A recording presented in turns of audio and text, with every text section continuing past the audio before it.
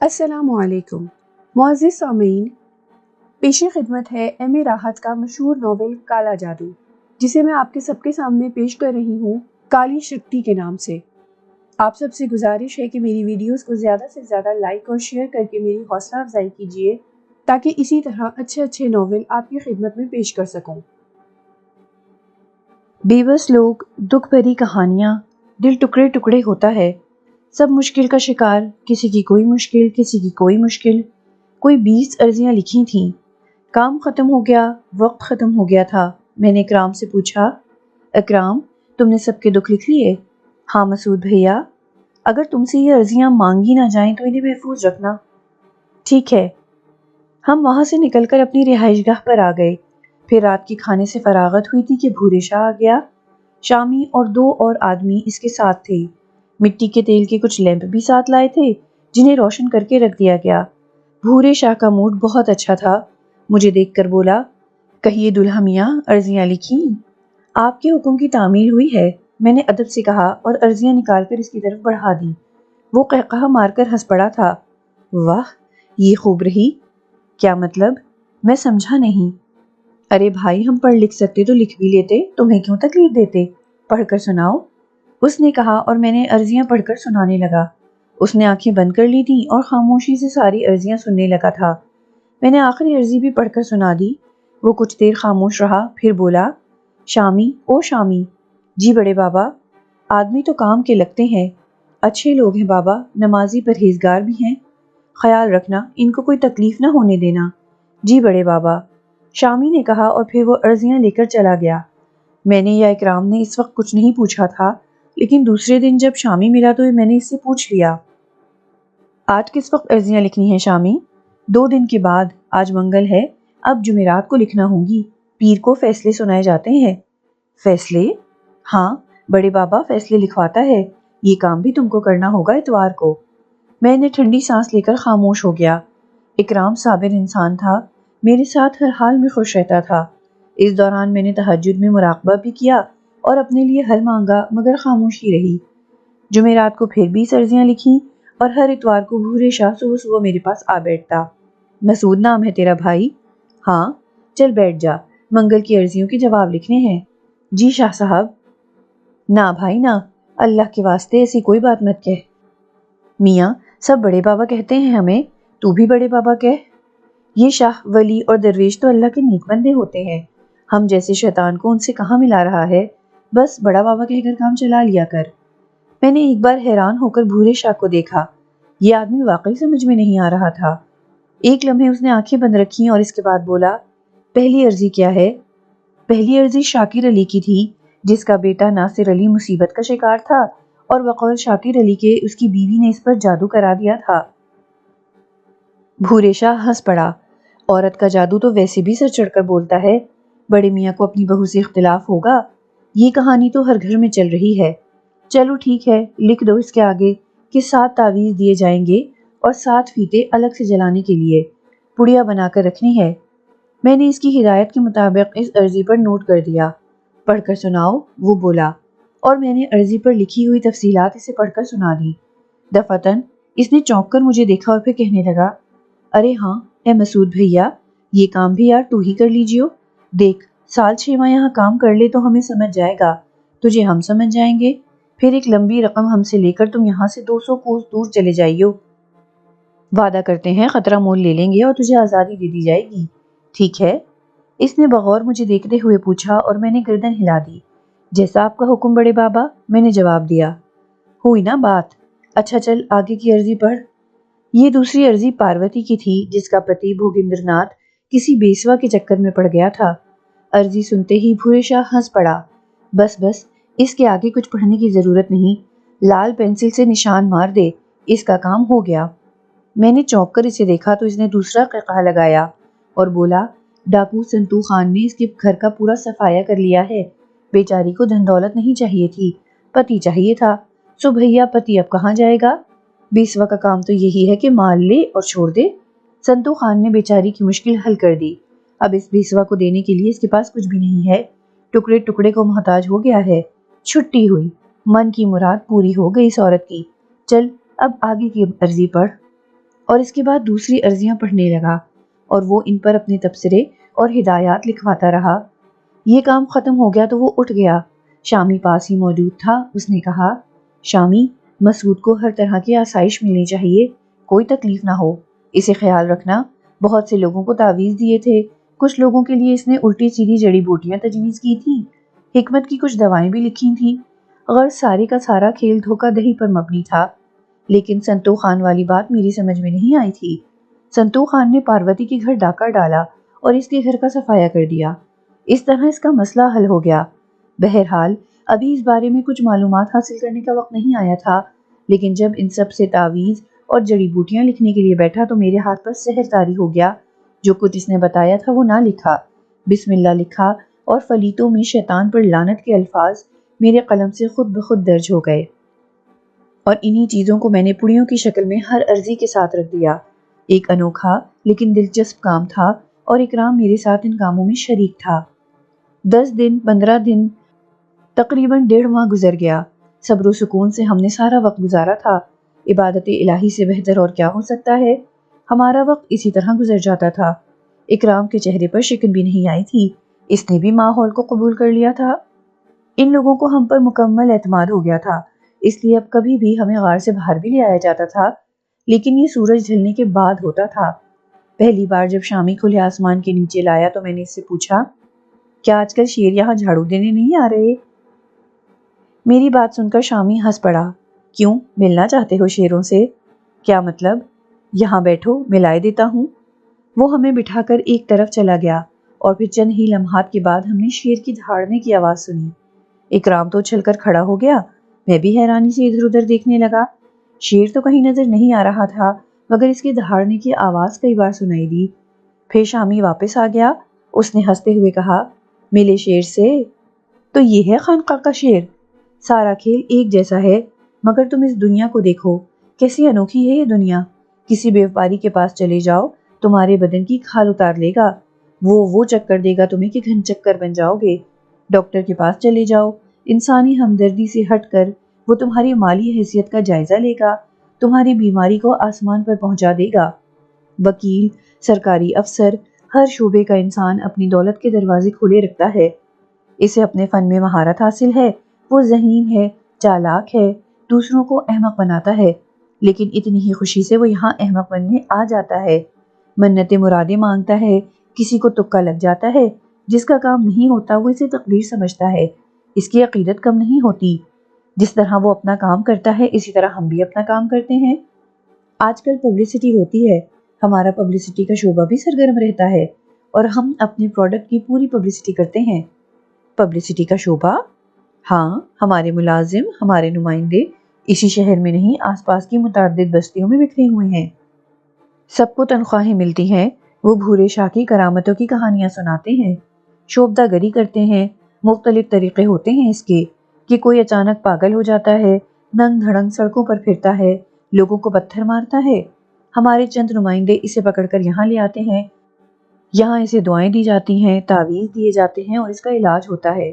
کچھ دن بعد وہ بھلا چنگا ہو کر چلا جاتا ہے، اور لوگ بھورے شاہ پر عقیدت کے پھول برساتے ہیں۔ کاروبار حیات کے رنگ ایسے ہی بدل گئے ہیں دوست۔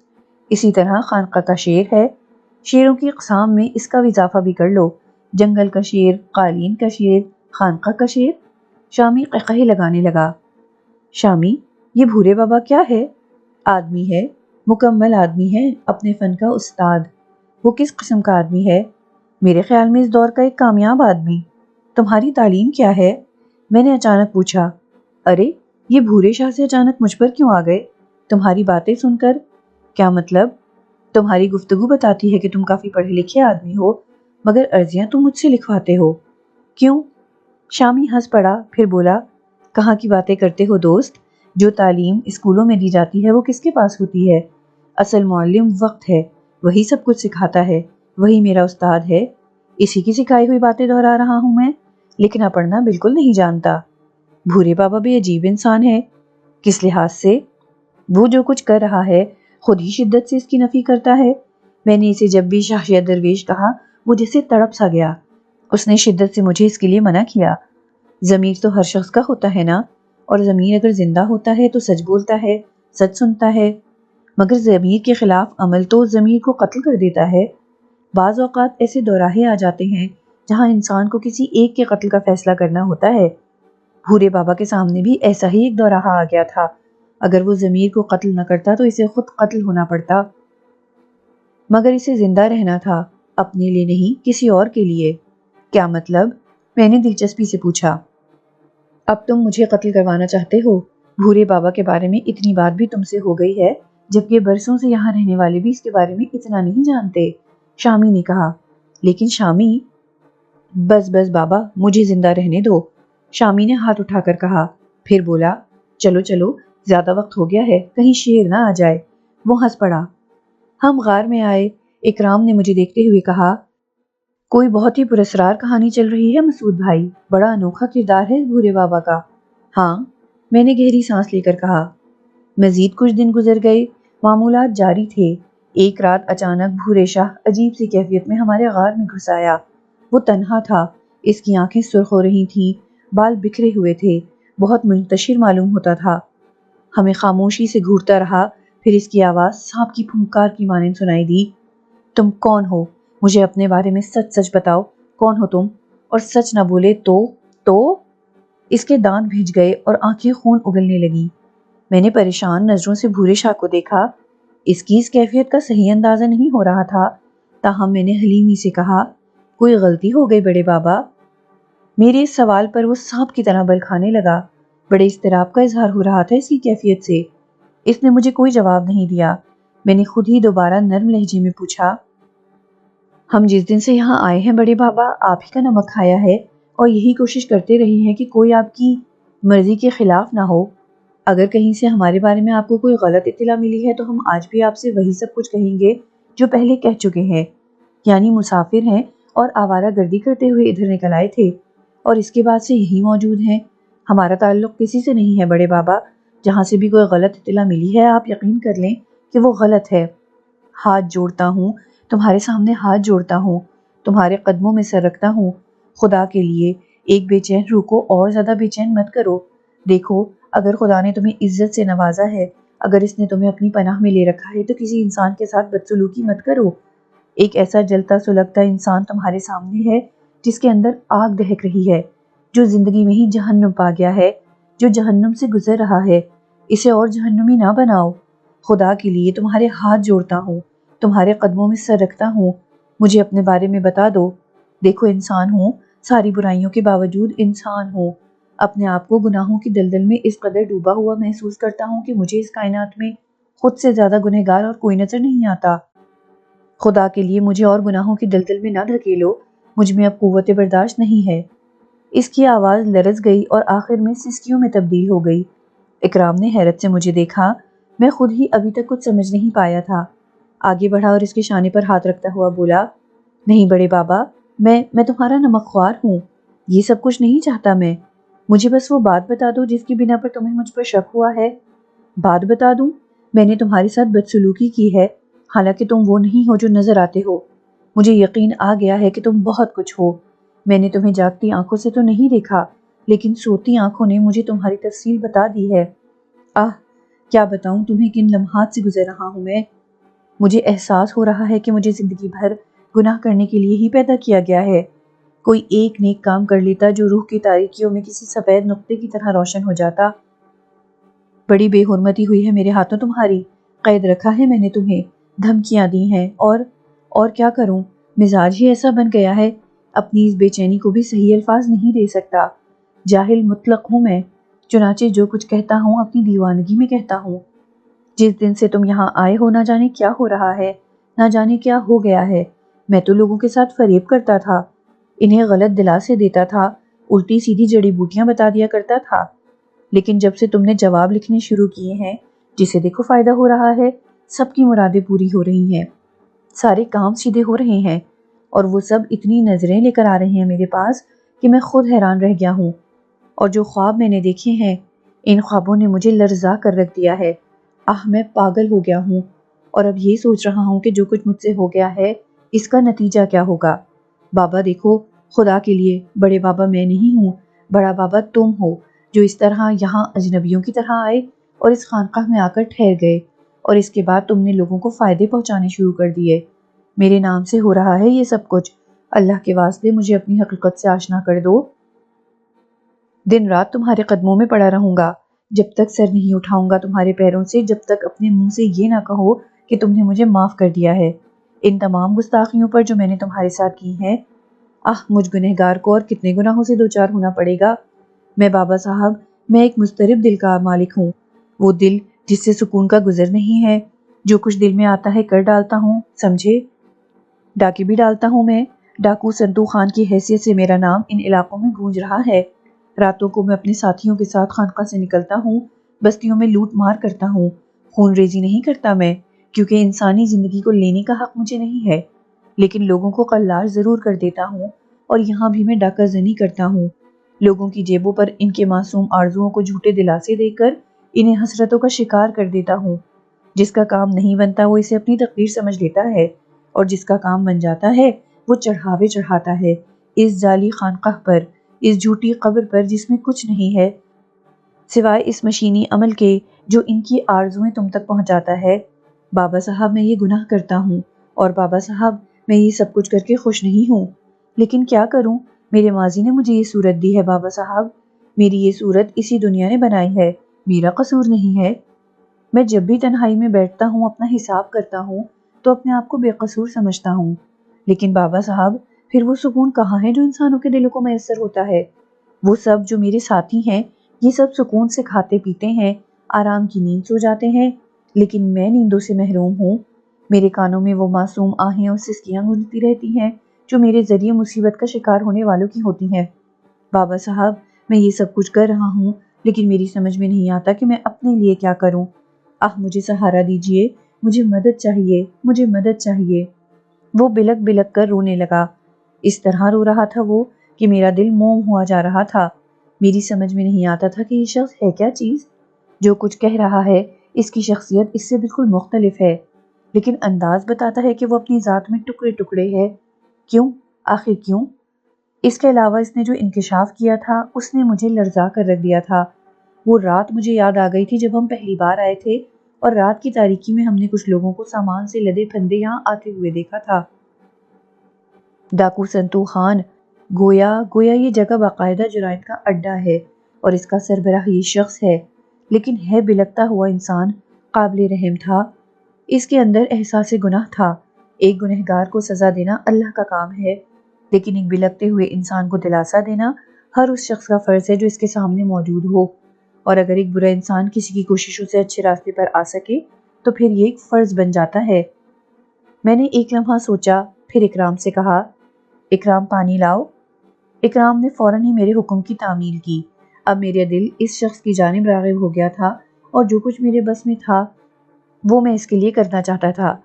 اکرام کا لایا ہوا پانی میں نے اسے اپنے ہاتھ سے پلایا اور اس کی پشت پر ہاتھ رکھتے ہوئے بولا، دوست، دنیا میں کوئی کچھ نہیں ہوتا، بس یوں سمجھ لو ہر شخص کی ذمہ داریاں ہوتی ہیں۔ تم نے اپنا دکھ مجھ سے کہا، میں اسے سن کر تمہیں دلاسا دینا چاہتا ہوں۔ بہت سی باتیں ہوں گی اس دوران، لیکن اس وقت جب تم اپنے دل کی ساری بڑھاس میرے سامنے نکال دو گے، مجھے اپنی زندگی کے ایک ایک لمحے سے آشنا کر دو گے، میں اس کے بعد تمہارے لیے دعائیں ہی کر سکتا ہوں کہ اللہ تمہیں ان نیک راستوں پر لے آئے جن سے تم دور ہو گئے ہو۔ توبہ کے دروازے ہمیشہ کھلے رہتے ہیں، اور اس کے لیے ہمیں صاف الفاظ میں ہدایت کر دی گئی ہے کہ کبھی رحمت ایزدی سے نا امید نہ ہوا جائے۔ چنانچہ تم جو کوئی بھی ہو، اگر تمہارا دل گوارا کرے تو اپنے دل کو میرے سامنے خالی کر دو، میں خلوص دل سے تمہارے لیے دعائیں کروں گا۔ حالانکہ مجھ ناچیز کی حیثیت ہی کیا ہے، لیکن اللہ تعالیٰ کبھی کبھی اپنے ان بندوں کی بھی سن لیتا ہے جو خلوص سے کچھ مانگتے ہیں۔ مجھے بتاؤ کون ہو تم، تمہاری کہانی کیا ہے؟ کوئی بات راز نہ رکھنا۔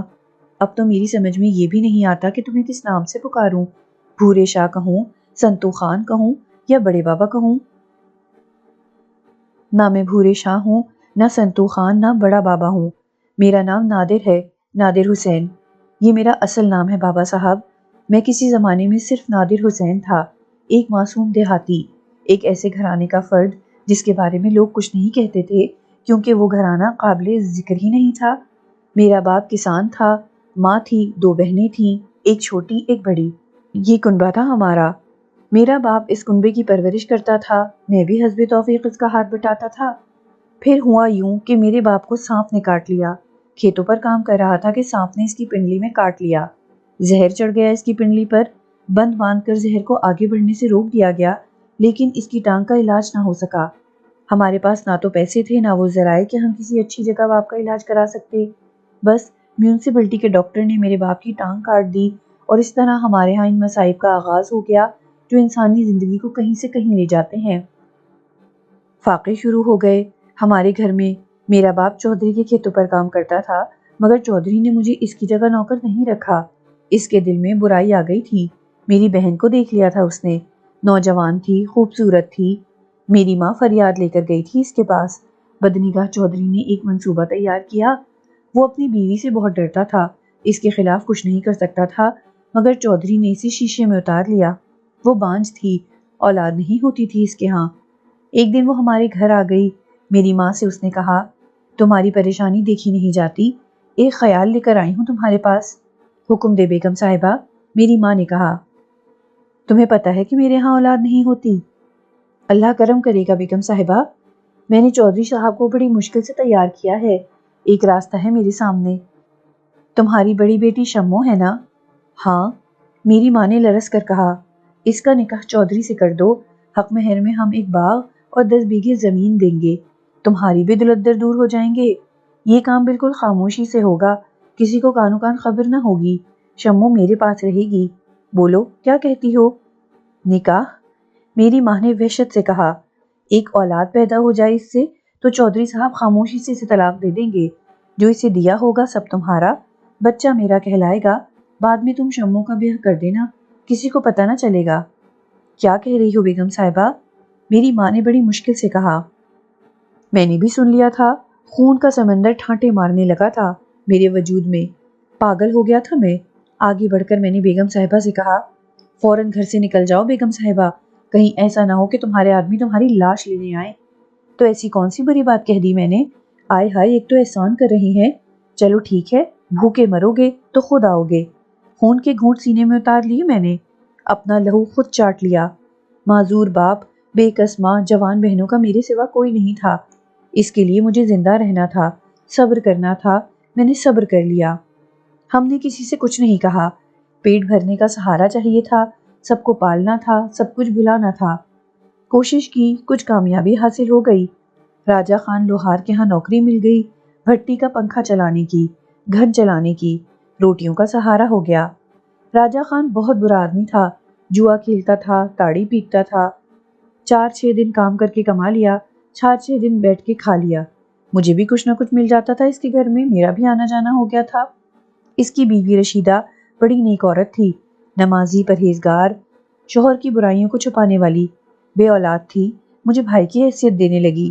وہ میری مدد بھی کرتی تھی، خود اچھے گھر کی تھی، ماں باپ بھی لیتے دیتے رہتے تھے، برے وقت کے لیے پیسے بچاتی تھی کیونکہ شوہر ناقابل بھروسہ تھا۔ ان پیسوں سے وہ میری مدد کرتی تھی۔ میری مجبوریوں نے مجھے اس کی مدد لینے پر آمادہ کر دیا تھا، مگر بدکار راجہ نے ان باتوں کو دوسری نگاہوں سے دیکھا، اور ایک دن تاڑی کے نشے میں اس نے اپنی بیوی کو مار مار کر زخمی کر دیا۔ میں معمول کے مطابق بھٹی پر پہنچا تھا۔ راجہ تو موجود نہیں تھا، مگر رشیدہ کے پورے چہرے پر نیل پڑے ہوئے تھے، زخمی سر پر پٹی کسی ہوئی تھی۔ ارے کیا ہوا؟ کچھ نہیں، تو جا اپنا کام کر۔ مارا ہے راجہ بھیا نے؟ نادر، تو اپنا کام کر، تجھے کیا ان باتوں سے؟ جا بھٹی سلگا، نہیں تو راجہ بگڑے گا۔ کیوں مارا ہے اس نے تجھے؟ میں نے دل سوزی سے کہا۔ شوہر ہے وہ میرا، میں جانوں وہ جانے، تو بلا وجہ بیچ میں آ رہا ہے۔ میں نے افسردگی سے گردن جھکا لی، پھر آہستہ سے کہا، بھائی بھی کہتی ہے تو مجھے رشیدہ، مگر میں غیرت مند بھائی کہاں ہوں؟ میں تو خود تجھ سے پیسے لیتا ہوں۔ میرے ان الفاظ پر وہ تڑپ گئی، آگے بڑھی اور میرا سر سینے سے لگا لیا۔ یہ پیسوں کا ذکر تو بیچ میں کیوں لے آیا رے؟ ایسی بیکار باتیں مت کیا کر۔ اور پھر اس کا چہرہ دہشت سے سفید پڑ گیا، وہ سہمی ہوئی آنکھوں سے دروازے کو دیکھ رہی تھی۔ میں نے سنبھل کر گردن گھمائی تو راجہ دروازے پر نظر آیا، وہ خاموشی سے ہمیں دیکھ رہا تھا۔ میرے دل میں اس کے لیے نفرت ابھر آئی۔ کمبخت، نشے باز، ایسی نیک عورت پر ظلم کرتا ہے۔ آج بھٹی نہیں جلے گی کیا؟ اس نے طنزیہ لہجے میں کہا۔ میں اسے گھورتا ہوا آگے بڑھ گیا۔ بھٹی جلی، کام ہوا، میں نے گھن بھی چلایا۔ راجہ نے مجھ سے بات نہیں کی تھی۔ شام کو میں نے کہا، راجا بھیا ایک بات کہوں؟ کیا بات ہے؟ تم نشہ مت کیا کرو۔ کیا بکواس کر رہا ہے؟ تم نے رشیدہ بھابھی کو مارا ہے تو پھر نکاح میں تو میری ہی ہے وہ۔ عورت پر ہاتھ نہیں اٹھانا چاہیے راجا بھیا، میں اس کی بات نہیں سمجھا تھا۔ جا نادر اپنے گھر جا، میرے منہ مت لگ، جا چلا جا۔ اس نے کہا۔ میرا انداتا تھا وہ، اس سے زیادہ اور کیا کہتا؟ گردن لٹکا کر واپس آ گیا۔ رشیدہ کے لیے دل دکھ رہا تھا، لیکن سچ بات ہے میاں بیوی تھے وہ، میں کیا کر سکتا تھا؟ خود کو سنبھالا۔ دوسرے دن اپنے کام کر رہا تھا، سرخ لوہے پر گھن چلا رہا تھا کہ راجا نے بیٹھے بیٹھے ایک بہت بری بات کر دی، اتنی بری کہ سارا وجود لوہے کی طرح سرخ ہو گیا۔ میں نے اسے خونی نظروں سے دیکھ کر کہا، بہن ہے وہ میری، بھابھی کہتا ہوں میں اسے، ماں کے برابر ہے وہ میرے لیے۔ آج تم ضرورت سے زیادہ نشے میں ہو راجا بھیا۔ مگر وہ نہ مانا، اس نے میری روح پر ایسی ضربیں لگائیں کہ مجھے جوابی ضرب لگانی پڑی، مگر یہ ضرب 4.5 سیر وزنی گھن کی تھی جو میرے ہاتھ میں تھا اور سر سے اوپر اٹھا ہوا تھا۔ راجا بھیا کا سر غائب ہو گیا، شاید گردن میں گھس گیا تھا۔ اس کا سفید سفید مغز خون کے ساتھ سرخ دہکتی ہوئی بھٹی میں گر رہا تھا۔ شدید تکلیف کے عالم میں وہ بھی بھٹی پر ہی گر پڑا اور گوشت کی چران دور دور تک پھیل گئی۔ میرے ہوش و حواس گم ہو گئے تھے، خون کی چادر تنی ہوئی تھی میری آنکھوں پر۔ آج تک معلوم نہیں کہ اس کے بعد کیا ہوا تھا۔ ہوش اس وقت آیا جب میں چودھری صاحب کے سامنے تھا۔ حواس ٹھیک ہو گئے تیرے؟ چودھری صاحب نے کہا۔ چودھری صاحب میں یہاں؟ میں نے حیرت سے چاروں طرف دیکھتے ہوئے کہا، پھانسی کا پھندا تیار ہو رہا ہے تیرے لیے بیٹے، اسی میں گردن پھنسے گی، تختہ ہٹا دیا جائے گا، آنکھیں اور زبان باہر نکل آئے گی۔ اوئے جوانی زیادہ چڑھ رہی ہے تجھ پر، بیچارے لوہار کو مار ڈالا۔ راجا بھیا خود شیطان بن گیا تھا چودھری صاحب۔ اوئے ہم سے بھی جھوٹ بول رہا ہے، سیدھا پولیس کے ہاتھوں میں جاتا، ہم یہاں لے آئے۔ جو ہونا تھا چودھری صاحب وہ ہو چکا، اور اس کے بعد جو ہوگا وہ بھی میری تقدیر ہے۔ اتنا بڑا مان دیا تجھے، سارے گھر والے عیش کرتے، اب بھی سوچ لے، ہم بچا لیں گے تجھے، تو قبول کر لے، کہہ دینا بھٹی میں گر گیا تھا، تو اس وقت پاس نہیں تھا۔ نشہ تو وہ کرتا ہی تھا سسرا، ہم گواہی دے دیں گے، پھر کس کی مجال ہے کہ بولے، مگر ایسے نہیں۔ چودھری صاحب سوچ لے اچھی طرح، فیصلہ تجھے کرنا ہے۔ پولیس نہیں آئی چودھری صاحب، آئی تھی، ٹال دیا ہم نے، تجھے لے آئے اپنے ساتھ اور یہاں بند کر دیا۔ سب یہی سمجھ رہے ہیں کہ پولیس لے گئی ہے تجھے، پولیس والے اپنے یار ہیں، جب تک ہم نہیں کہیں گے وہ دوبارہ نہیں آئیں گے، مگر فیصلہ تجھے کرنا ہے۔ تیرا باپ تیرے سامنے نہیں بول سکتا تھا، یہ ہمیں معلوم ہے، بول کیا کہتا ہے، فیصلہ کر ابھی اسی وقت، اور پھر یہ سب کچھ کسی کو پتہ تھوڑی چلے گا، ہم خود بھی تو اس بات کو چھپا کر رکھیں گے۔ فیصلہ اسی وقت کرنا ہوگا چودھری صاحب؟ میں نے پوچھا۔ 16 آنے کھرا سودا ہوگا، تو تیار ہوگا، ہم نکاح کریں گے اور بس، اس کے بعد ہم تجھے سامنے لے آئیں گے، لوگوں سے کہیں گے کہ پولیس نے تجھے بے گناہ قرار دے دیا۔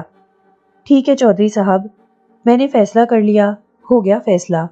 میں اٹھ کھڑا ہوا، چودھری بھی خوشی سے اٹھ کھڑا ہوا، دونوں ہاتھ پھیلا کر مسکراتا ہوا مجھ سے گلے ملنے کے لیے آگے بڑھا۔ اسے کہتے ہیں عقل مندی سالے صاحب، یہ ہوئی بات، اب تم دیکھنا میں کیا کرتا ہوں۔ وہ میرے بالکل قریب آ گیا، میں نے ہاتھ آگے بڑھا کر اس کی گردن دبوچ لی، میری انگلیاں اس کی گردن پر شکنجے کی طرح کس گئی۔ میرا فیصلہ پسند آیا چودھری صاحب؟ کیسا رہا فیصلہ؟ وہ میری گرفت میں تڑپنے لگا، اس کی آنکھیں اور زبان باہر نکل آئیں، یہی منظر اس نے میرے سامنے پیش کیا تھا۔ جب اس کی جان نہ رہی تو میں نے اسے چھوڑ دیا، اس کی تلاشی لی، بہت سے روپے تھے اس کے پاس، سونے کی چین، ہیرے کی انگوٹھیاں پہنے ہوئے تھا وہ، یہی نہیں اس کے اس کمرے میں تجوری بھی تھی جسے میں نے خالی کر دیا۔ میں واقعی عقل مند ہو گیا تھا، چھپتا چھپاتا گھر واپس آیا، ماں باپ اور بہنوں کو تیار ہونے کے لیے کہا، بدر چاچا کے بیل کھولے، گاڑی جوتی اور سب کو اس میں بٹھا کر چل پڑا۔ صبح 5 بجے میں ہریدوار جنکشن پہنچا، وہاں سے کانپور جانے والی گاڑی میں بیٹھ گیا اور کانپور آ گیا۔ ماں باپ بہنوں کو کچھ خبر نہیں تھی کہ یہ سب کیا ہو رہا ہے، مگر کوئی پریشانی نہیں تھی، اپنے ساتھ اتنا کچھ لایا تھا کہ ساری مشکلیں آسان ہو گئی۔ ایک گھر خریدا، نام بدلا اور رہنے لگا، سب پرسکون تھے، میں مضطرب تھا۔ پھر ایک دن میں نے اخبار میں اپنی تصویر دیکھی، پولیس کو دوہرے قتل کے مجرم کی تلاش تھی، سارے ہندوستان کی پولیس کو چوکس کر دیا گیا تھا۔ مجھے اندازہ ہو گیا کہ بات ایسے نہ ٹل جائے گی۔ شموں کے لیے ایک شریف نوجوان کو تلاش کیا، اسے بہت کچھ دے کر شادی کر دی، باقی رقم باپ کو دے کر کہا کہ چھوٹی جب بڑی ہو جائے تو اسے بھی رخصت کر دیا جائے، اور پھر وہاں سے بھاگ آیا۔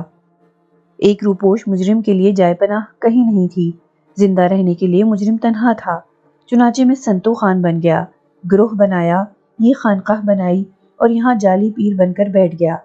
باقی سب کچھ تمہارے سامنے ہے بابا صاحب، خوب کھیل کھیلے مگر سکون نہیں ملا، احساس گناہ گناہ پر گناہ کرائے جا رہا ہے۔ میری منزل کہاں ہے بابا صاحب؟ کوئی منزل ہے میری؟ میں سکتے کے عالم میں اس کی کہانی سن رہا تھا، اکرام بھی پترایا ہوا تھا۔ بہت دیر کے بعد میں نے کہا، ڈاکے کیوں ڈالتے ہو؟ دولت کے لیے؟ اتنی دولت کا کیا کرو گے؟ خرچ کر دیتا ہوں۔ کہاں؟ عرضیاں لانے والوں میں ایسے لوگ بھی ہوتے ہیں جنہیں بیٹیاں بیاہنی ہوتی ہیں، بیماروں کا علاج کرانا ہوتا ہے، ان کی دعائیں پوری ہو جاتی ہیں، رات کی تاریکی میں کوئی منہ پر رومال لپیٹے ان کے دروازے پر جاتا ہے اور ان کی مرادیں پوری ہو جاتی ہیں۔ وہ کہتے ہیں پیر بھورے شاہ آئے تھے اور سب کچھ ہو گیا تھا، پھر وہ انہی پیسوں میں سے پھولوں کی چادر چڑھانے کے لیے آتے ہیں، گھی کے چراغ جلانے آتے ہیں۔ اوہ، تم یہ کرتے ہو؟ ہاں بابا صاحب۔ پھر بھی سکون نہیں ملتا؟ نہیں بابا صاحب، بے سکون ہوں، دل کو قرار نہیں ملتا۔ ماں باپ بہنوں سے دوبارہ ملے؟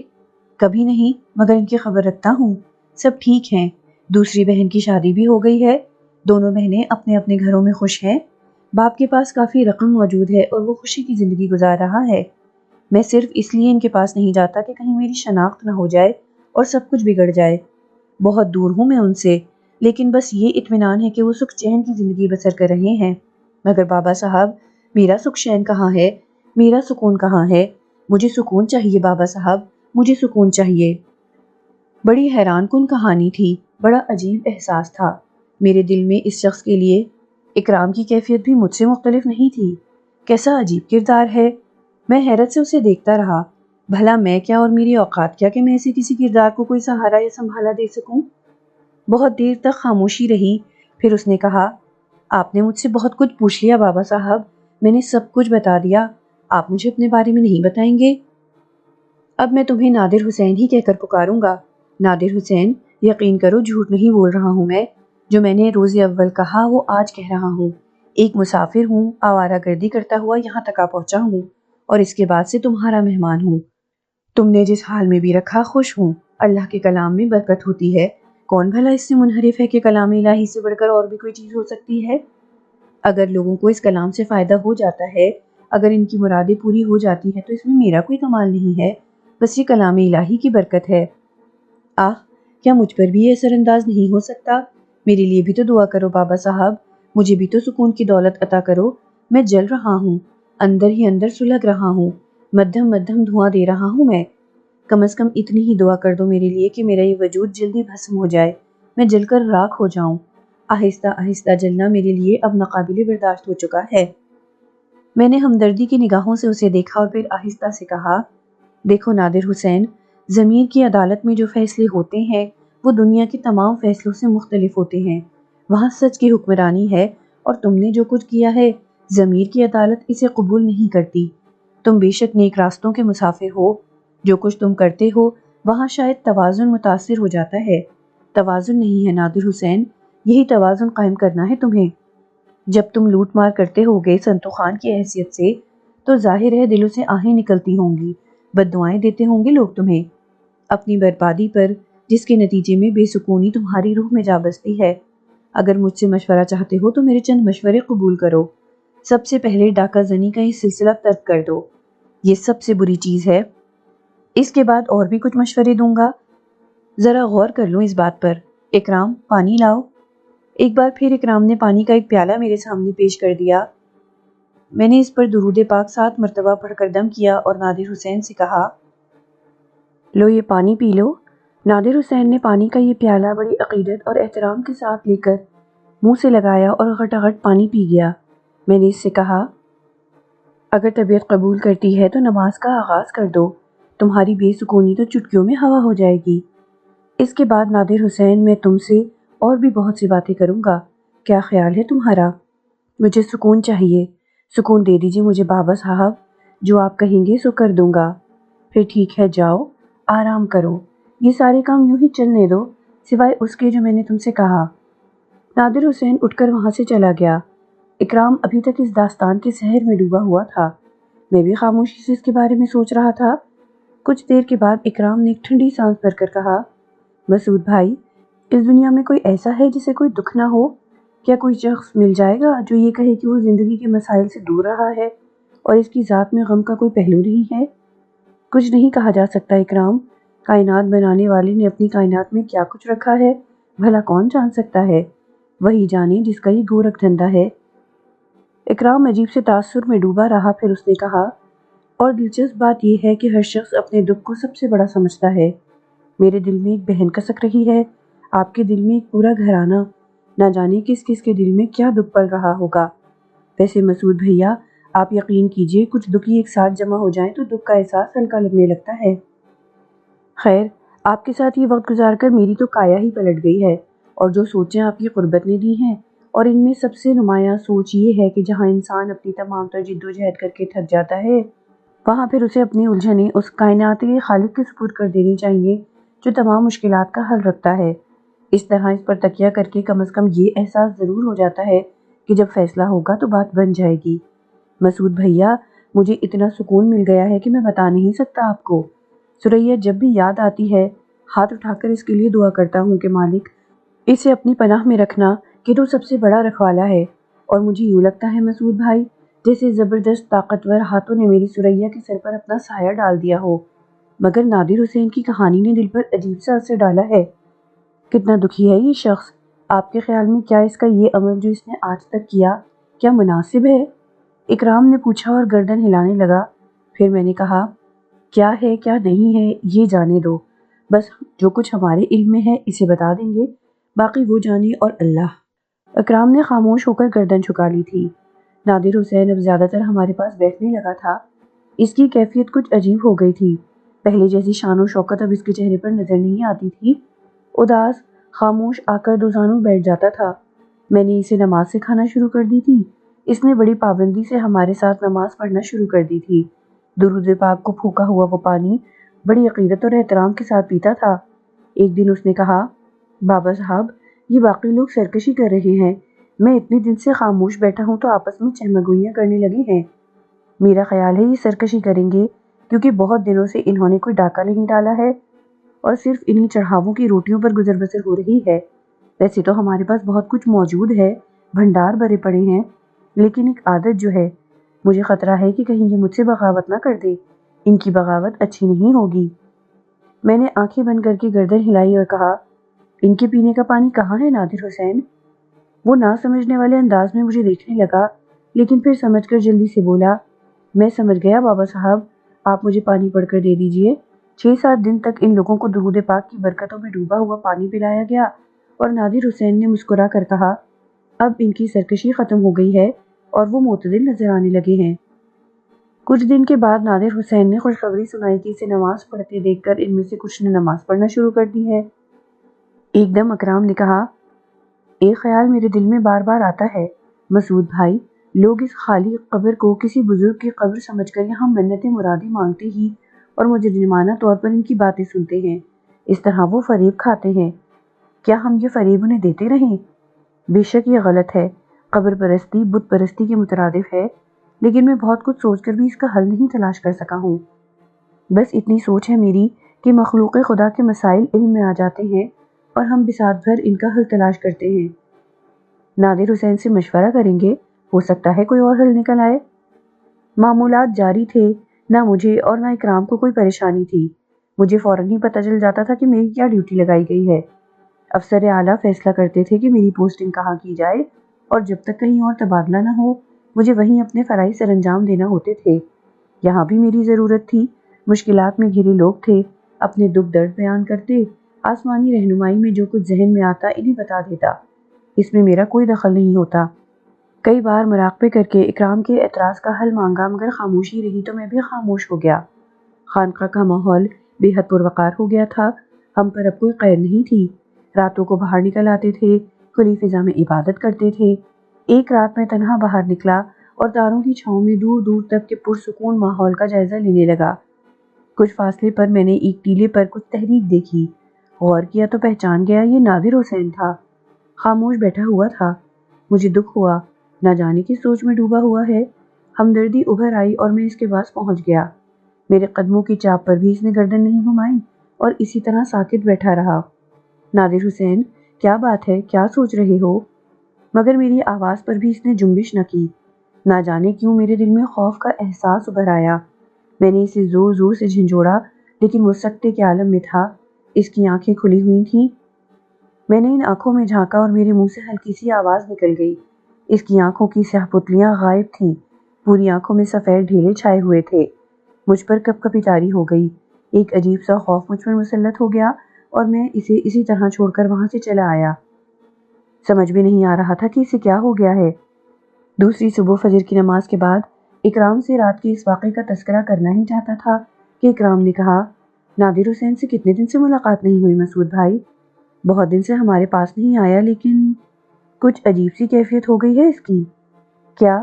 میں نے چونک کر پوچھا۔ اکثر چلچلاتی ہوئی دھوپ میں اسے سورج کی طرف منہ اٹھائے کھڑے دیکھا ہے۔ کئی بار راتوں کو جاگا تو کبھی اسے کھڑے ہوئے پایا، کبھی ساکت بیٹھا ہوتا ہے۔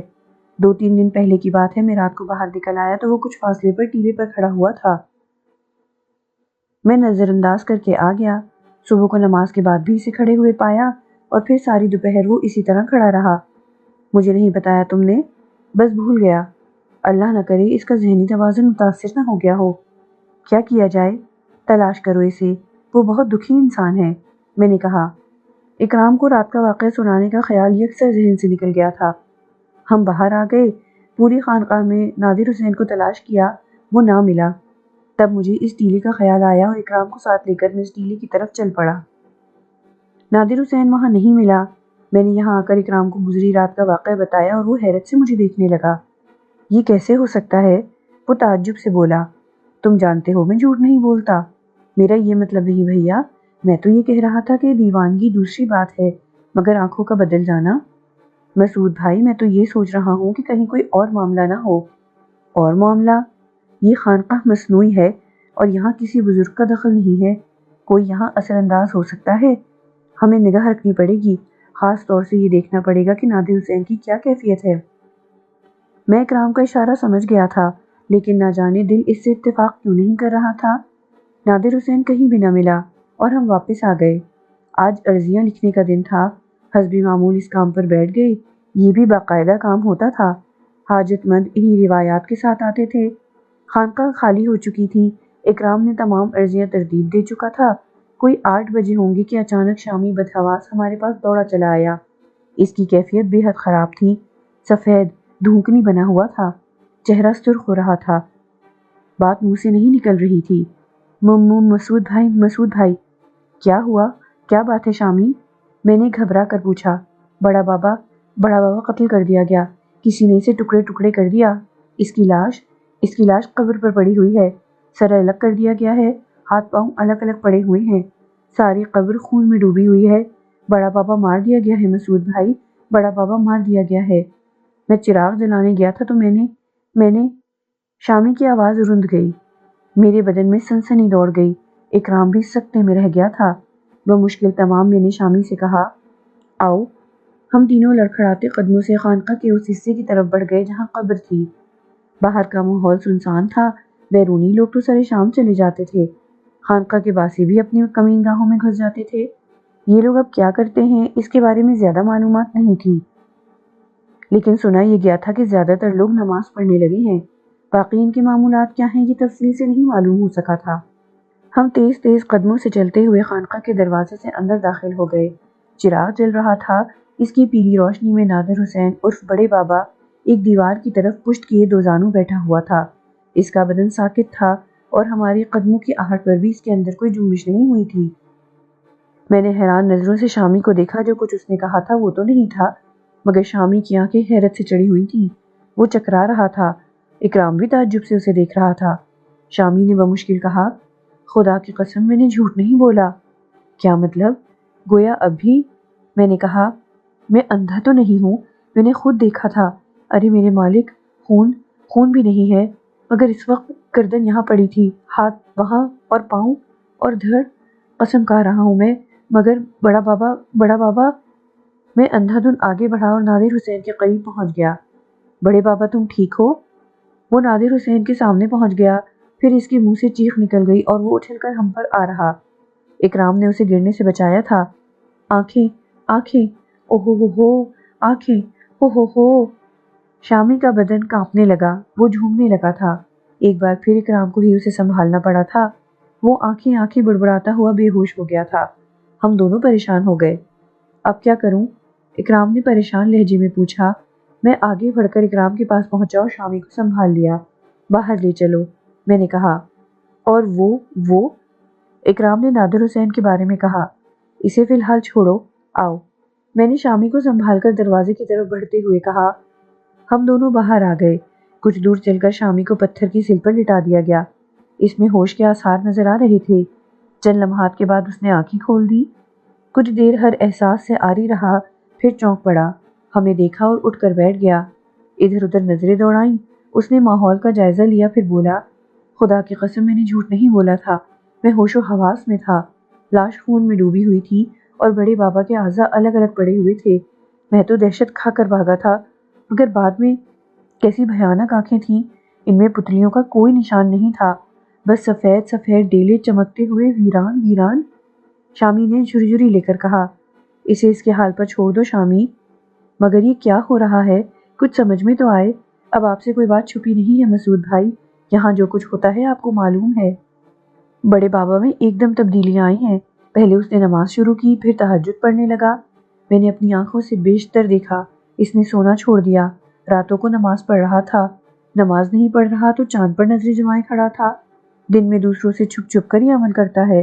اس کا رنگ کالا پڑ گیا ہے، صحت خراب ہو رہی ہے، نہ کھاتا ہے نہ پیتا ہے، اور اب میرا خیال ہے مسعود بھائی، میرا خیال ہے۔ شامی رک گیا۔ ہاں، کیا خیال ہے تمہارا شامی؟ اس پر اثرات ہو گئے ہیں، کسی جن کا سایہ یا کسی اور ارواح؟ پھر بولو، کیا کریں؟ میں نے پوچھا۔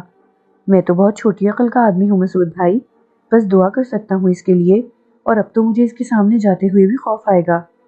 اللہ مالک ہے شامی، میرے خیال میں اسے پریشان نہ کیا جائے۔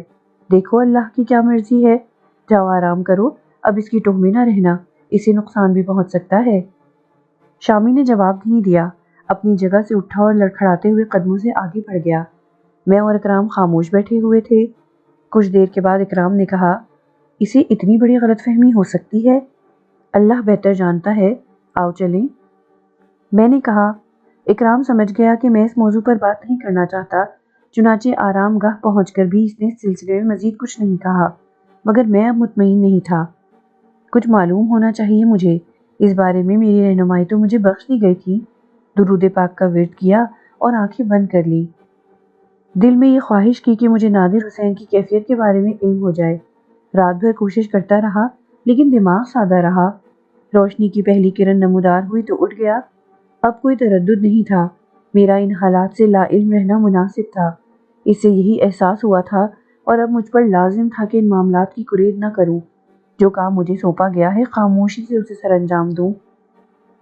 حالانکہ بہت مشکل مرحلہ تھا، لیکن اب جو کچھ بھی تھا، معمولات سے فارغ ہونے کے بعد عرضیوں کے حل دریافت کرنے بیٹھ گیا۔ یہ سلسلہ اسی انداز میں چل رہا تھا۔ اس میں تبدیلی کرنا میرے بس کی بات نہیں تھی۔ ہاں، جو تبدیلیاں ہو گئی تھیں وہ دل خوشکن تھیں۔ مثلاً اب لوگوں کو فریب دے کر ان کی جیبیں نہیں خالی کرائی جاتی تھی۔ کوئی اپنی خوشی سے کچھ لے آتا تو مال خانے میں جمع کر لیا جاتا۔ یہاں جو لوگ موجود تھے ان کی ضرورتیں بھی تھیں۔ اس کے علاوہ سنتو خان کا خاتمہ ہو گیا تھا۔ اس کے گروہ کے جو افراد تھے وہ عبادت الہی میں مصروف نظر آتے تھے۔ ان میں کچھ ایسے تھے جن کے گھر بار مختلف بستیوں میں بکھرے ہوئے تھے۔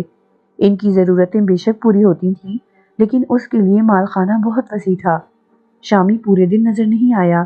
دوسرے اور تیسرے دن بھی وہ نہ دیکھا، تو میں نے ایک دوسرے آدمی سے پوچھا، شامی کہاں ہے؟ بیمار ہے۔ ارے کیا ہو گیا؟ چوتھا دن ہے، بخار میں پھونک رہا ہے۔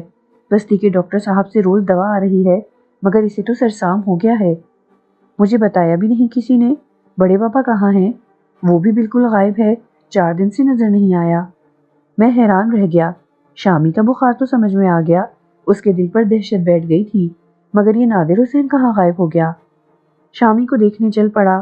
لاغر ہو گیا تھا، چہرہ سرخ تھا، گردن کی رگیں پھولی ہوئی تھیں، پانی دم کر کے پلایا، آیات الہی پڑھ کر پھونکی، تسلیاں دیں اور پرسکون رہنے کی تلقین کر کے واپس آ گیا۔ دوسرے دن اٹھ کر بیٹھ گیا۔ شامی 2-1 دن میں بالکل تندرست ہو گیا۔ پھر اس نے کہا، بڑے بابا کا کوئی پتہ نہیں ہے مسعود بھائی؟ ہاں، نظر نہیں آیا۔ آپ اجازت دیں تو اسے تلاش کروں؟ تمہاری خوشی ہے، میں نے کہا۔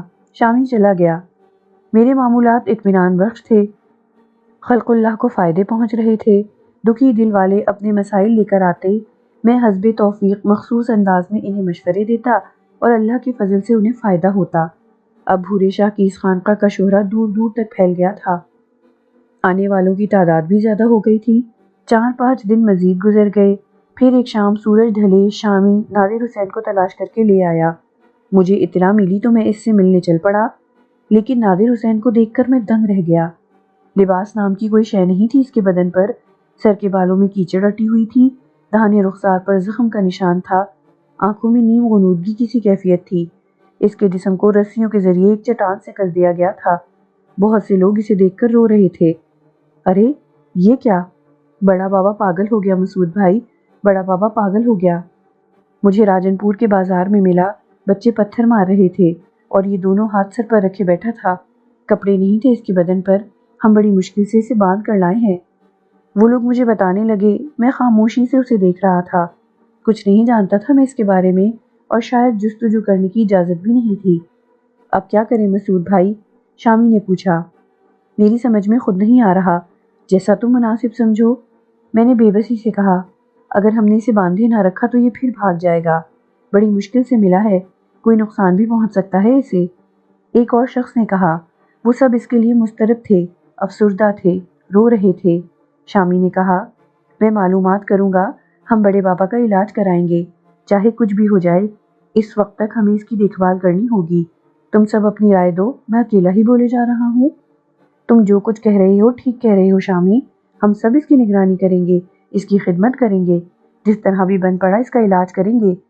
ان لوگوں نے خود ہی سارے معاملات طے کر لیے، میں نے کوئی مداخلت نہیں کی تھی۔ ہم وہاں سے چلے آئے۔ رہائش گاہ میں آ کر اکرام نے کہا، مسعود بھائی ایک بات بار بار ذہن میں آ رہی ہے، اجازت ہو تو پوچھ لوں؟ کہو۔ آپ اس سے غیر فطری بے اعتنائی برت رہی ہیں، حالانکہ میں نے ہمیشہ دیکھا ہے کہ آپ ہر شخص کے لیے مضطرب ہو جاتے ہیں اور اس مشکل کا حل تلاش کرتے ہیں۔ پھر نادر حسین تو وہ ہے جس نے آپ کے حکم پر سارے برے کام چھوڑ دیے۔ وہ سنتو خان کے نام سے ڈاکے ڈالتا تھا، بھورے شاہ کے نام سے۔ اکرام نے جملہ ادھورا چھوڑ دیا۔ میں نے گہری سانس لے کر کہا، بارہا میں نے تمہیں بتایا ہے اکرام، میں نہ درویش ہوں نہ عامل اور نہ ہی ولی، ایک گناہگار ہوں، اتنا بے بس کہ خود اپنے درد کا درمان نہیں پا سکا۔ بس رہنمائی ہو جاتی ہے، سمجھا دیا جاتا ہے اور میں باعمل ہو جاتا ہوں۔ اس بارے میں کچھ سمجھایا نہیں، میں کیا کر سکتا ہوں؟ معافی چاہتا ہوں مسعود بھائی۔ اکرام نے شاید میرے لہجے کی تلخی محسوس کر لی تھی۔ نادر حسین کو روز ہی دیکھنے جاتا تھا، وہ رسیوں سے بندھا رہتا تھا، بہت کم کھاتا پیتا تھا۔ شامی واقعی اسے بہت چاہتا تھا، وہی اس کے لیے سب سے زیادہ مرتا تھا، اس کی گندگی صاف کرتا، چہرہ دھلاتا۔ 2-3 بار اس نے اسے لباس پہنایا، مگر وہ ہمیشہ لباس پھاڑ دیا کرتا تھا۔ اس دوران خانقاہ کے معاملات بدستور چل رہے تھے۔ میں نے یہ شعبہ سنبھالا ہوا تھا اور اپنا کام سر انجام دے رہا تھا۔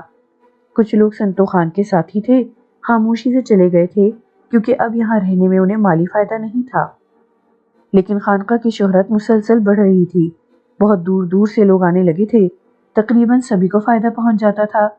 رنج و غم اور مشکلات سے نڈھال انسان اپنی مشکل کا حل چاہتے تو احترام و عقیدت میں ڈوبے ہوئے آتے، تحفے تحائف اور نذرانے لاتے، انہی سے خانقاہ کی ضرورتیں پوری ہوتی۔ پھر ایک دن شیخ مغیث الدین آئے، پریشان حال، برے احوال، اپنی بیوی اور والد کو ساتھ لائے تھے۔ بیوی دماغی مریضہ تھی، اس کی وجہ سے سخت پریشان تھے۔ خانقاہ کے خصوصی نظام پر ان کی آواز سنائی دی، یا ولی یا بزرگ میری مشکل دور کر دیں، بہت پریشان ہو چکا ہوں، زندگی عذاب ہو گئی ہے میری، بے بسی کی انتہا کو پہنچ چکا ہوں، کچھ سمجھ میں نہیں آتا کیا کروں، میری بیوی دماغی مریضہ ہو گئی ہے، نظام حیات درہم برہم ہو گیا ہے، نہ جانے کہاں کہاں علاج کرا چکا ہوں، کوئی فائدہ نہیں ہوتا، آپ کے قدموں میں حاضر ہوا ہوں، مجھے میری مشکل کا حل بتا دیں ولی، آپ کے قدموں میں پڑا رہوں گا، اس وقت تک نہ جاؤں گا جب تک مشکل دور نہیں ہو جائے گی۔ بڑی پردرد آواز تھی، میں نے عرضی لکھ لی۔ پھر شاید کسی دوسرے شخص کو بلا لیا گیا۔ اسی رات شامی میرے پاس آیا، کہنے لگا، ایک مشورہ چاہتا ہوں مسعود بھائی۔ کیا؟ خانقاہ کے انداز بدل چکے ہیں، اب یہاں وہ نہیں ہوتا جو کبھی ہوتا تھا۔ ہم تو دوسری ہی وجہ سے لوگوں کو یہاں سے دور رکھتے تھے۔ پریشان لوگ دور دور سے آتے ہیں، اپنی مشکل کا حل چاہتے ہیں۔ اس کے پاس قیام کے لیے کوئی ٹھکانہ نہیں ہوتا۔ اگر اب انہیں خانقاہ کے احاطے میں پڑا رہنے کی اجازت دے دی جائے تو کیا حرج ہے؟ دراصل بات یہ ایک خاندان کی وجہ سے کہہ رہا ہوں۔ کون ہے؟ ان کا نام شیخ مغیث الدین ہے، بوڑھے باپ اور پاگل بیوی کے ساتھ آئے ہیں، بہت دور سے آئے ہیں، اور قیام کے لیے کوئی ٹھکانہ نہیں ہے۔ خانقاہ میں قیام کی اجازت مانگی تو ہم نے منع کر دیا۔ بیچارے خانقاہ سے دور ایک درخت کے نیچے جا پڑے ہیں، کہتے ہیں مجبور ہے، کوئی ٹھکانہ نہیں ہے ان کا۔ ایسی کسی مشکل کے شکار شخص کو اگر اجازت دے دو تو کوئی حرج نہیں ہے، کسی گوشے میں پڑے رہیں گے۔ آپ کی اجازت ہے؟ میرے خیال میں تو کوئی حرج نہیں ہے، میں نے کہا۔ شامی چلا گیا۔ رات کے کھانے کے بعد میں اور اکرام ٹہلنے نکلے تو ہم نے 3 افراد پر مشتمل اس خاندان کو ایک گوشے میں فروکش پایا۔ یوں ہی دریافت حال کے لیے ہم دونوں ان کی طرف بڑھ گئے۔ ہمارے قریب پہنچنے سے قبل شیخ صاحب اٹھ کر ہمارے قریب آ گئے اور عاجزی سے بولے، میاں صاحب تھوڑا سا پانی عنایت ہو سکتا ہے؟ اشد ضرورت ہے، ورنہ تکلیف نہ دیتا۔ کیوں نہیں، برتن ہے آپ کے پاس؟ جی ہاں، مجھے جگہ بتا دیجیے، میں لے آؤں گا۔ آپ برتن دے دیں، میں نے کہا اور پھر اکرام کو پانی لینے کے لیے بھیج دیا۔ اگر ضرورت ہو تو کچھ دیر کے لیے تشریف رکھیے، بڑا بے بس انسان ہوں میں، دل میں شدید گھٹن ہے، شیخ صاحب نے کہا۔ میں بیٹھ گیا۔ آپ کی اہلیہ کو شاید کچھ تکلیف ہے، میں نے کہا۔ جی ہاں، دورے پڑتے ہیں، کیا کیا علاج نہ کرا لیا، مگر اس کا علاج ڈاکٹروں کے پاس نہیں ہے۔ اس درگاہ کے بارے میں بہت کچھ سنا ہے، شاید یہیں سے ہمیں شفا مل جائے۔ ان دوروں کی کچھ نوعیت پتہ چل سکتی ہے؟ میں نے کہا۔ نوعیت؟ شیخ صاحب کے لہجے میں کچھ گھبراہٹ پیدا ہو گئی۔ اسی وقت پیچھے سے آواز سنائی دی، سن، اگر کچھ بتانا ہے تو سچ سچ بتائیے، ورنہ زبان بند رکھیو، جھوٹ بولے گا تو اور مصیبت میں پڑ جائے گا۔ ساری دنیا کے سامنے جھوٹ بول کر تو گزارا کر لیا تو نے، اب یہاں بابا کے دربار میں جھوٹ مت بولیو، نہیں تو زبان بند رکھ۔ یہ کون صاحب ہیں؟ میں نے پوچھا۔ میرے والد ہیں، مگر ٹھیک کہہ رہی ہیں میاں صاحب، ہم نے گناہ کیا ہے، سزا تو کاٹنی ہی ہوگی۔ شیخ صاحب ٹھنڈی سانس لے کر بولے۔ اسی وقت اکرام پانی لے آیا، جسے شیخ صاحب کے والد نے لے لیا۔ شیخ صاحب بولے، پہلا گناہ گار تو میں ہوں، میں نے بے لوث محبت کرنے والوں کی محبت کو ٹھکرا دیا۔ بچپن میں میری والدہ مر گئی تھیں، والد صاحب نے مجھے میرے ننیال سے دور کر لیا۔ 12 سال بعد مجھے اپنے ننیالی خاندان کا پتہ چلا تو میں ان سے ملا۔ محبت کرنے والی بوڑھی نانی، ماموں اور خالہ نے مجھے سینے سے لگا لیا، مجھے اپنی اولاد کی طرح چاہا۔ ماموں نے مجھے بیٹوں کی طرح سمجھا، نانی زاد، بہن بھائی، نانی اور تمام لوگ مجھے اپنا سمجھتے تھے۔ پھر انہوں نے میری شادی کر دی، بیوی نے مجھے زندگی کا نیا دور دیا، اور سب سے پہلے میں ان پیار کرنے والوں سے دور ہو گیا۔ میں نے ان سے اجتناب برتا اور انہیں اپنی محبت سے بے دخل کر دیا۔ میں ان سے بس ایک شناسہ کی طرح ملنے لگا۔ اپنی بیوی اور اس کے خاندان کو ہی میں نے اپنا سمجھ لیا، اور وہ جو میری ماں کی نشانی تھی، دل محسوس کر رہ گئے۔ شاید اسی عمل کا رد عمل تھا کہ قدرت نے مجھے اولاد سے محروم رکھا۔ بوڑھی نانی میرے لیے اجنبی کی حیثیت رکھتی تھی، مجھے کسی سے الفت نہ رہی۔ اولاد سے محرومی میرے لیے اور میری بیوی کے لیے بڑا دکھ تھی۔ علاج معالجے ہوئے، ہر طرح کے جتن ہوئے، مگر ہمارے ہاں اولاد نہیں ہوئی۔ پھر ہماری ملاقات کچھ ایسے لوگوں سے ہوئی جو گندے علوم سے واقفیت رکھتے تھے۔ میری بیوی نے ان سے رابطہ قائم کیا اور اولاد کے حصول کے لیے کالے جادو کا سہارا لیا۔ کالے جادو کے ایک ماہر نے اسے بتایا کہ اولاد حاصل کرنے کے لیے اسے ایک جان کی قربانی دینی ہوگی، ایک 11 سالہ بچہ درکار ہوگا جسے قتل کر کے اس پر کالا علم کرنا ہوگا۔ اس جادوگر نے بچے کے حصول کا ذریعہ بتاتے ہوئے کہا کہ کچھ لوگ ایسے کام کرتے ہیں، انہیں معاوضہ دے کر کسی بچے کو اغوا کرایا جا سکتا ہے۔ چنانچہ میری بیوی نے یہ کام اس شخص کو سونپ دیا اور اغوا کرنے والوں کا معاوضہ ادا کر دیا۔ کچھ عرصے کے بعد کالے علم کے ماہر نے اسے انسانی گوشت کے کچھ ٹکڑے دے کر کہا کہ انہیں مٹی کی ہانڈی چڑھا کر چولہے پر پکاتی رہے، اور جب یہ ہانڈی میں راکھ کی شکل اختیار کر جائیں تو ایک مخصوص طریقے سے وہ اس راکھ کو استعمال کرے۔ میری بیوی کالے علم کے اس ماہر کی ہدایت پر عمل کرتی رہی، اور پھر ہم ایک بیٹے کے ماں باپ بن گئے۔ ہماری خوشیوں کا ٹھکانہ نہیں تھا، بچے کی خوشی میں ہم دیوانے ہو گئے تھے، ہم اس کی صورت دیکھ کر جیتے تھے۔ بچہ 3 سال کا ہو گیا، وہ باتیں کرنے لگا، لیکن نہ جانے کیوں میری بیوی اب کچھ خوفزدہ سی رہنے لگی تھی۔ اس کے چہرے کا رنگ پھیکا پڑنے لگا تھا۔ کبھی وہ راتوں کو جاگ جاتی تھی، وہ سہم سہم کر بچے سے لپٹ جاتی تھی۔ اکثر وہ خوف بھری نظروں سے بچے کو دیکھنے لگتی تھی۔ میں نے کئی بار یہ بات محسوس کی اور ایک دن اس سے پوچھ بیٹھا، تم کچھ عجیب سی نہیں ہوتی جا رہی؟ کیسی؟ اس نے کہا، بظاہر بیمار نہیں ہو، لیکن رنگ پھیکا پڑ گیا ہے، چہرہ اتر گیا ہے، کچھ عجیب سی کیفیت ہو رہی ہے تمہاری۔ کوئی بات نہیں ہے؟ مجھ سے کچھ چھپا رہی ہو؟ نہیں، کوئی بات ہی نہیں ہے۔ نہ بتاؤ وہ دوسری بات ہے، لیکن کچھ ہے ضرور۔ آپ سے کہوں گی تو آپ یقین نہیں کریں گے۔ کوشش کروں گا، میں نے کہا، اور وہ کسی سوچ میں ڈوب گئی۔ پھر بولی، آپ نے کبھی کوئی خاص بات محسوس کی ہے؟ کس سلسلے میں؟ اپنے بیٹے کے بارے میں۔ کیسی خاص بات؟ دوسرے بچوں کو آپ دیکھتے ہیں، خاص طور سے اس عمر میں بچے ماں باپ پر جان دیتے ہیں۔ ماں ان کی تمام محبتوں کا محور ہوتی ہے۔ وہ ماں کے سینے سے چمٹ کر سکون پاتے ہیں۔ ماں کی آغوش میں انہیں کائنات مل جاتی ہے۔ لیکن ہمارا بچہ، ہمارا شانی؟ ہاں، آگے کہو۔ بات آج کی نہیں ہے، 3 سال کا ہو گیا ہے وہ، مگر وہ کبھی میرے سینے سے نہیں چمٹا۔ وہ مجھ سے گھبراتا ہے۔ اب غور کرتی ہوں تو یہ پورے 3 سال میری آنکھوں میں گھوم جاتے ہیں۔ جھولے میں وہ پرسکون رہتا تھا، میں گود میں لیتی تھی تو رونے لگتا تھا اور خاموش نہیں ہوتا تھا۔ ایسے تاثرات ہوتے تھے اس کے چہرے پر کہ میں بتا نہیں سکتی۔ یوں لگتا تھا جیسے وہ مجھ سے نفرت کرتا ہے، مجھ سے الجھتا ہے، میری گود میں نہیں آنا چاہتا۔ مجھے احساس تو ہوتا تھا لیکن میں توجہ نہیں دیتی تھی، غور نہیں کرتی تھی۔ مگر اب تو میری بیوی رونے لگی۔ عجیب بے وقوف عورت ہو، یہ کوئی عقل کی بات ہے؟ میں نے غصیلے لہجے میں کہا۔ آپ نہیں سمجھ سکتے، میری کیفیت نہیں سمجھ سکتے۔ رات کو وہ میرے پاس سوتا ہے مگر کبھی مجھ سے لپٹا نہیں ہے۔ میں اسے لپٹاتی ہوں تو رونے لگتا ہے، مجھ سے دور ہٹ جاتا ہے۔ ایک رات میری آنکھ کھل گئی تو میں نے اسے محبت سے دیکھا، مگر کیا؟